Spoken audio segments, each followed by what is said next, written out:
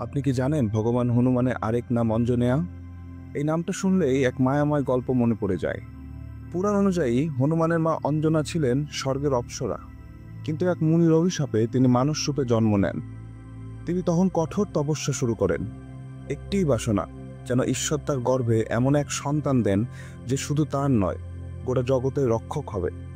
এই তপস্যায় সন্তুষ্ট হয়ে বায়ুদেবতা অঞ্জনার গর্ভে প্রাণ সঞ্চার করেন এবং জন্ম নেয় হনুমান। এই কারণেই তাকে বলা হয় অঞ্জনেয়া। কিন্তু গল্পটা এখানেই শেষ নয়।